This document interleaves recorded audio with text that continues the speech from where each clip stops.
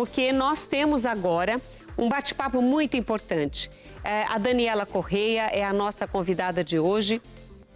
E justamente porque ela é a nossa convidada e eu dou as boas-vindas, Daniela, você é muito bem-vinda. Ela só não está aqui porque ela é de Santa Catarina, acertei? Assim, com certeza, Rita, é um prazer estar falando aí para o programa Mulher.com, hoje que está aí de aniversário, completando seus 23 anos, e eu falo aqui de Tubarão, Santa Catarina, e é um prazer imenso estar aí ao vivo para a Rede Século XXI. E é legal que a gente sintonize. Eu falei no começo do programa que é especialista em ciências, mas eu não completei o resto.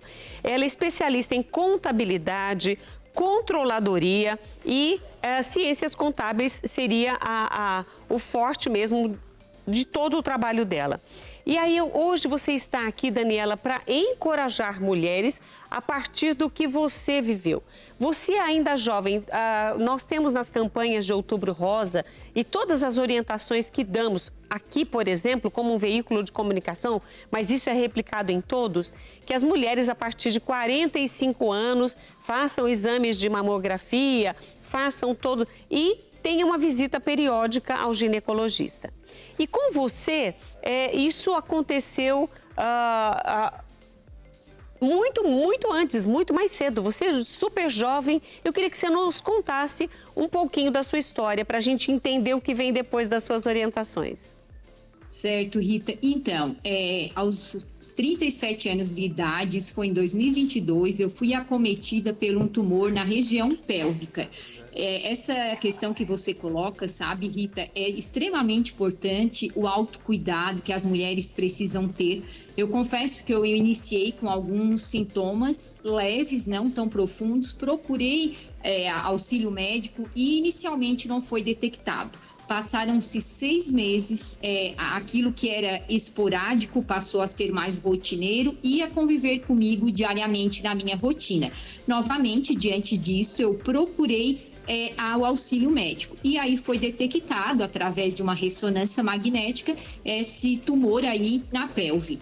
Então, assim, independente do local, eu digo que sim, todas as mulheres e a sociedade, de modo em geral, deve ter sempre esse olhar atento à saúde, esse autocuidado. É muito importante que faça anualmente ou conforme algum sintoma que surja, o seu check-up anual. E esse check-up, que muitas vezes a gente fica batendo, precisa fazer, às vezes a mulher que cuida do marido, do filho, do pai, da mãe e de tantas coisas, acaba esquecendo de cuidar dela mesma, da saúde dela. Então hoje, a partir da história da Daniela, também fica aqui um alerta. Ela precisou sentir os sintomas para procurar o médico, mas a gente não pode esperar isso, né? Tem que fazer com regularidade. Agora, eu gostaria de saber, você viveu esse diagnóstico de que forma? Como você recebeu esse diagnóstico estando com 37 anos? Quais eram as esperanças naquele momento para o seu tratamento? Certo. Então, Rita e ouvintes, o meu diagnóstico, ele é um diagnóstico raro a nível de Brasil. No mundo são apenas 40 casos. Então, realmente, a gente nunca está preparado, vai estar para receber um diagnóstico de uma neoplasia maligna. Eu digo que, apesar de todo o desenrolar do tratamento físico que tem pela frente e a sua debilitação que começa dependendo do caso e com o tratamento, a gente precisa sim ainda mais estar com equilíbrio emocional, né, com toda a parte psicossocial em dia, porque é bastante importante diante de um diagnóstico como esse, sabe, Rita e ouvintes. E você passou por um tratamento bem inovador, bem diferente, pelo menos o que você conta. Inclusive, você escreveu um livro e depois a gente fala sobre ele, mas eu queria falar sobre esse tratamento. Como é esse tratamento inovador que você de transposição uterina, como que é? Certo, então, devido ao tumor ser na pelve, as mulheres que são acometidas de tumores na pelve e acabam por ser submetidas à radioterapia, este procedimento acaba anulando as funções vitais dos órgãos da pelve, por exemplo, o útero, os ovários. Então, como o meu tumor era na pelve e esses órgãos estavam saudáveis, a gente fez essa técnica chamada sim de transposição uterina e ovariana, que foi desenvolvida no Hospital Erasto Gettner, em Curitiba, pelo cirurgião chamado Dr. Reita Ribeiro. E a doutora Audrey Tsunoda, que foi a médica que acompanhou ele nesse processo e é a minha atual e desde então, desde o diagnóstico, a minha ginecologista oncológica, que atende no Albert Einstein de São Paulo e também em Curitiba. Então, para que os ouvintes entendam, Rita, o porquê desta técnica, da importância da realização deste procedimento? Porque antes de iniciar o tratamento, você sendo submetida a esta técnica, você mantém a funcionalidade desses órgãos saudáveis. Então, por conta disso, essa técnica altamente inovadora, eu andei por 6 meses com o útero e os ovários no abdômen superior. Fiz todo o tratamento de radioterapia, de quimioterapia e, ao final, a bracterapia. Passados 6 meses, aí sim, eu passei por novo procedimento cirúrgico bastante complexo, voltando esses órgãos para a origem de destino local, que é a pelve. E aí, com a graça de Deus, segui aí em 2023 normalmente.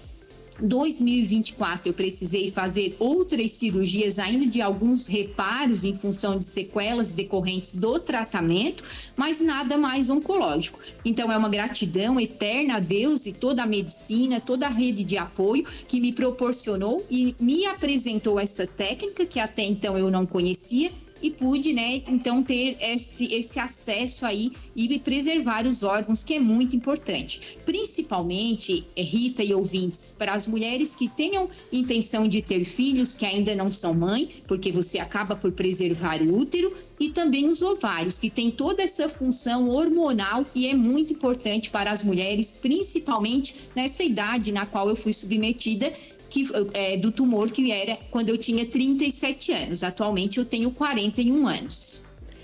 Só para a gente entender, você falou da transposição, então eles tiraram do lugar, eles subiram para que a parte onde fosse aplicada na pelve e proximidades fosse aplicada a radioterapia, não acontecesse absolutamente nada com estes órgãos de reprodução da mulher.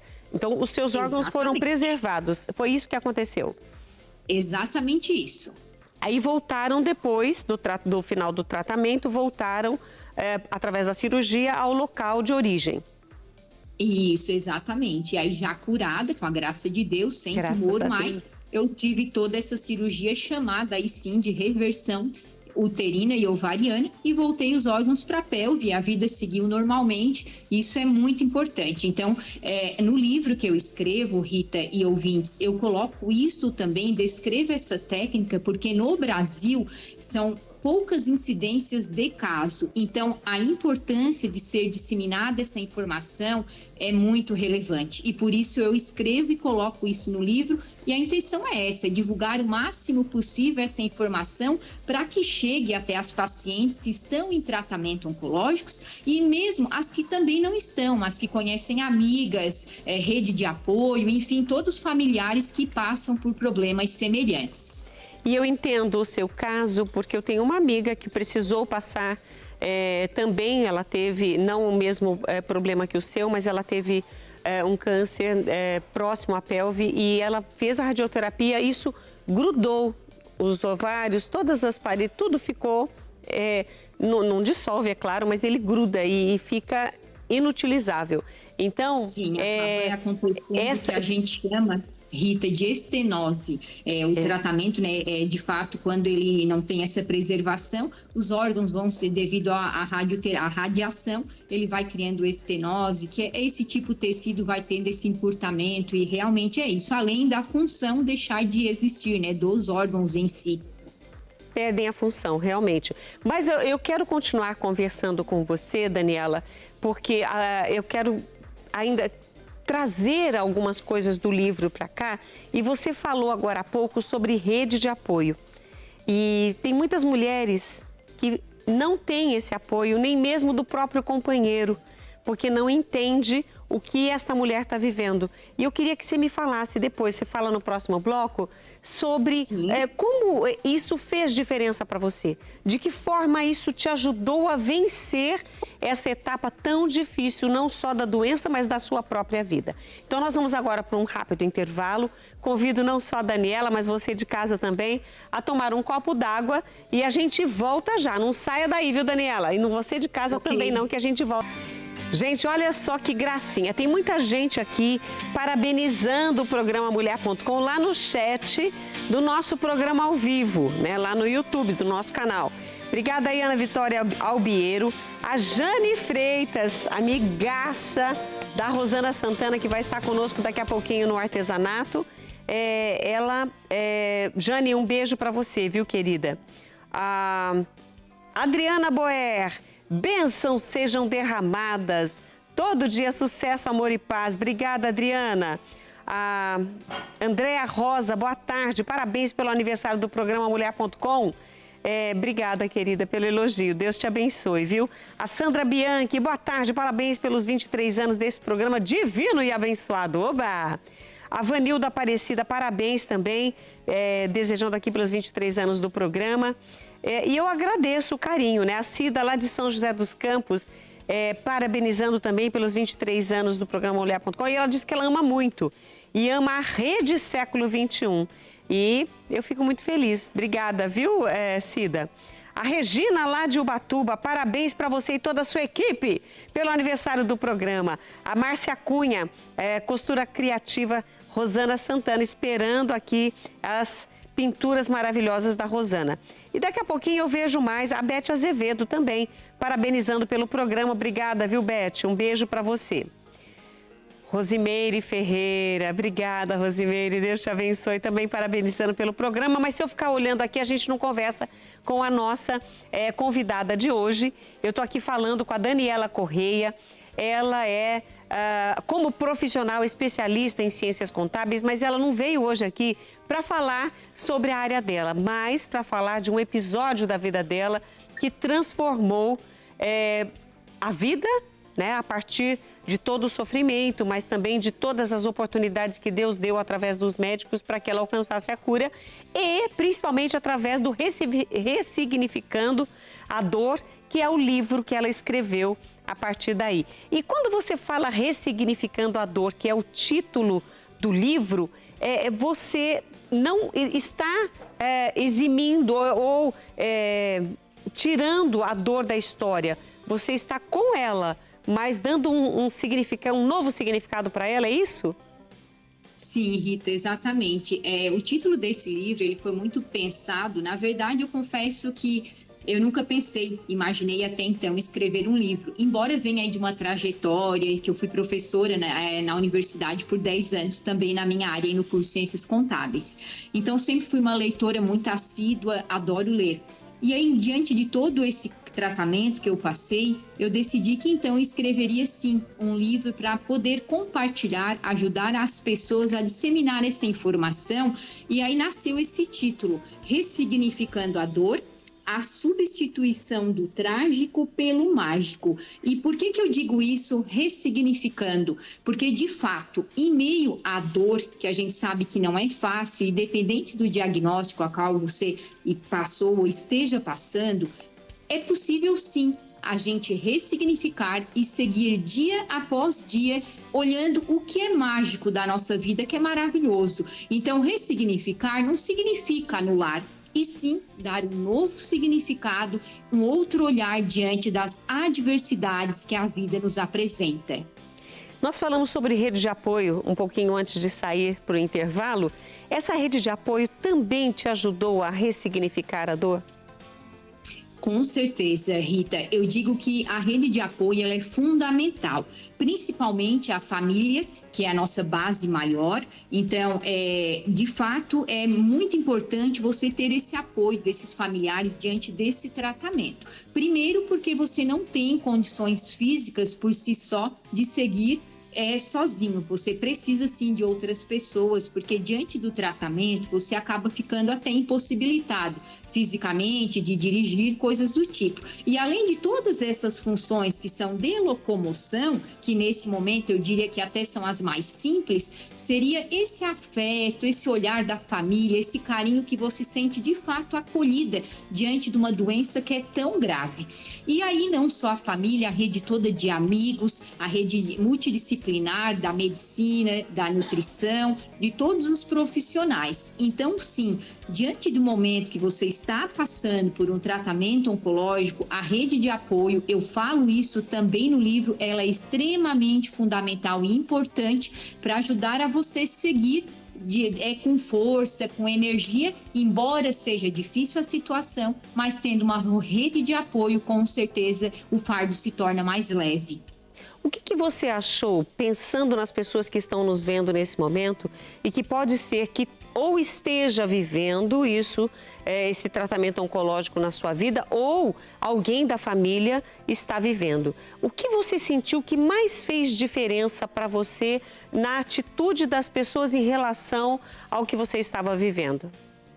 Sim, eu diria, Rita e ouvintes, eu acho que as pessoas elas tenham essa compaixão, e isso é bastante importante. Eu digo assim, quando você tem um diagnóstico de neoplasia maligna, às vezes você acaba condicionando aquilo como um atestado de óbito, mas eu diria que não. A medicina hoje está muito evoluída, muito avançada e é possível sim. Existem vários casos de sucesso aí de tratamentos oncológicos. Então a rede de apoio, ela é muito importante, ela acaba por contribuir, porque a partir do momento que você tem essa sustentação, amigos que o cercam todo dia, dando-lhes força e tem essa compaixão, isso é muito importante. Eu passando por isso, eu diria, a gente nunca deve olhar um paciente oncológico com pena, não, e sim com compaixão, eu diria que é a palavra. E a partir desse momento, você agir com empatia, se colocando no lugar do próximo e dando todo apoio à rede familiar que necessita, porque quando você passa por um tratamento desse, na verdade, a família inteira fica envolvida diante do tratamento e em função do seu caso também. Verdade. No caso, você fala desse tratamento que foi inovador, com certeza foi o que te garantiu e preservou muito mais da sua saúde do que outras pessoas que não tiveram a oportunidade de fazer esse tratamento, mas eu senti que você tem até um carinho pela equipe. Foi um tratamento mais humanizado, mais próximo, mais humano mesmo, para esse que aconteceu com você? Sim, Rita. Fez diferença? Total diferença. Além da capacidade, a competência técnica de todos os profissionais que me acompanharam aí ao longo de todo esse processo, com certeza o que mais se intensificou e o que mais fez diferença para mim, enquanto paciente, enquanto ser humano, foi esse acolhimento por parte dos médicos, porque eles também sabem e sentem isso, que você, a partir daquele momento, você acaba se tornando quase que um familiar deles, porque é tão recorrente que você faz esse tratamento e diariamente quase que tem contato com eles, eles acabam por ter esse carinho e junto com você, seguem aí na luta diária para tentar trazer a cura e amenizar o sofrimento diante da dor. Você tem dicas para as pessoas que estão vivendo esse momento, esse tratamento oncológico, para que elas atravessem, porque são fases, né? E é uma fase muito difícil de passar. Você tem alguma dica que te ajudou bastante? Sim, eu diria que, como eu mencionei no início, Lúcia, assim, a nossa mente, ela condiciona todo o corpo. Então, eu digo assim, apesar de o corpo estar por um certo momento debilitado, sim, em função do tratamento, a nossa mente é que manda todo o comando, né, através dos neurônios, todos os hormônios que são produzidos. Então, assim, esse trabalho e esse acompanhamento da parte emocional, ele é fundamental. Se você, às vezes, tem uma rede de apoio, isso é importante, sim. Porém, às vezes, mesmo com a rede de apoio de amigos, familiares, você precisa procurar auxílio e ajuda de outros profissionais, psicólogos, terapeutas, para ajudar você a entender esse processo e a passar de forma mais leve, mais tranquila. Então, a dica que eu digo é isso. Primeiramente, se apegar com Deus, independente da religião que cada um tenha. A fé, eu trato no livro também como pilar para a cura. Eu digo que a pessoa sendo espiritualizada, isso já é um avanço no tratamento dela, porque a gente sabe que a fé, a ciência e a razão caminham juntos, então isso é muito importante. Então eu diria que primeiramente a gente acreditar nessa força maior, que é Deus, que pode sim nos trazer a cura e colocar nas mãos dos médicos essas visões que muitas vezes a gente não conhece. Deus vai lá, toca no coração e desperta. E a dica que eu diria então é isso, além essa ajuda enquanto você, paciente, precisa buscar diariamente, mesmo apesar da dor, tentar ver as coisas boas diante de tudo isso, que você tem uma família que está lhe dando apoio, que você tem toda uma rede multidisciplinar, médicos, nutricionistas, que estão sim trabalhando para proporcionar o melhor para você. Então a dica que eu dou é essa: não desanime, siga firme, com fé, persistência. A medicina é muito avançada. Você tendo força de vontade já é um grande avanço no seu tratamento e com certeza aí um processo muito adiantado na sua cura. Olha, eu quero agradecer demais a tua participação hoje aqui no programa Mulher.com. Nós conversamos aí com a Daniela Corrêa e a Daniela, a partir da história dela, está ajudando muitas outras pessoas a também transformarem as suas vidas. Porque momentos de dor, muitas vezes diferentes do que esse que você está vivendo, né, Daniela? Mas as pessoas têm que saber lidar com isso para transformar, ressignificar. E eu gostei disso, o título do seu livro é muito convidativo, é muito estimulante, ressignificando a dor. Obrigada por estar conosco aqui no programa Mulher.com. Sucesso nessa ajuda que você quer dar às pessoas através dele. Obrigada, Rita, e aos ouvintes da Rede Século XXI. Eu agradeço pela oportunidade e digo sim, que o processo fere, mas o propósito cura. E viver é uma experiência linda, mágica e de ressignificação. Gratidão. Gratidão a você também, Daniela. Obrigada, viu? E hoje, além de receber a Daniela aqui, que foi um prazer muito grande poder conversar e conhecer a história dela,